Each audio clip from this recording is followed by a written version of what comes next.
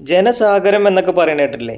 മക്കത്ത് വെച്ച് ഇത്രയും പ്രവാസികൾ മാത്രമല്ല കേട്ടോ, സ്വദേശികളും വിദേശികളും എല്ലാവരും കൂടെ പങ്കെടുക്കുന്ന ഇത്രയും വലിയൊരു നോമ്പ് തുറയിൽ ഞാൻ ആദ്യമായിട്ടാണ് പങ്കെടുക്കുന്നത്. എല്ലാ വർഷവും നടക്കാറുണ്ടെന്നാണ് അറിഞ്ഞു കേട്ടത്.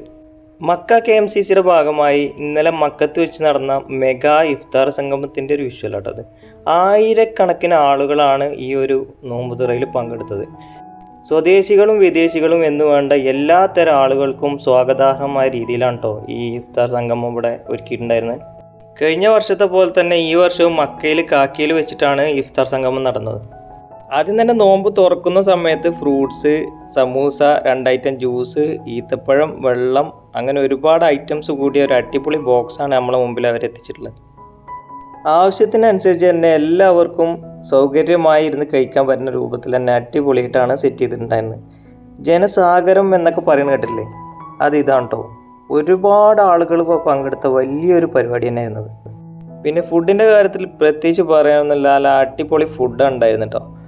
കൂടുതൽ നേരം വെയിറ്റ് ചെയ്യാതെ എല്ലാവർക്കും പെട്ടെന്ന് തന്നെ ഫുഡ് എത്തുന്ന രൂപത്തിൽ 7 കൗണ്ടറാണ് അവർ സെറ്റ് ചെയ്തിട്ടുണ്ടായിരുന്നത്. നല്ല അടിപൊളി ഫുഡായിരുന്നു.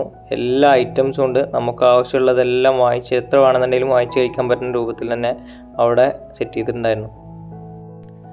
പിന്നെ പ്രത്യേകിച്ചൊരു കാര്യം എടുത്തു പറയേണ്ടതെന്ന് വെച്ചാൽ, ഇത്രയും തിരക്ക് അവിടെ അനുഭവപ്പെട്ടിട്ടും ഇത്രയും ആളുകൾ പങ്കെടുത്തിട്ടും ആർക്കും ഒരു ബുദ്ധിമുട്ടില്ലാത്ത രീതിയിൽ എല്ലാവർക്കും കറക്റ്റ് സമയത്ത് തന്നെ കൂടുതൽ വെയിറ്റ് ചെയ്യാതെ എല്ലാവർക്കും എല്ലാം എത്തിച്ചു കൊടുത്ത KMCCയുടെ വാളണ്ടിയർമാർക്കും പിന്നെ ഇത്രയും വലിയൊരു ഇഫ്താർ സംഗമം ഇവിടെ വെച്ച് നടത്തിയ എല്ലാ KMCCയുടെ ആളുകൾക്കും പ്രത്യേകം നന്ദി അറിയിക്കുന്നു.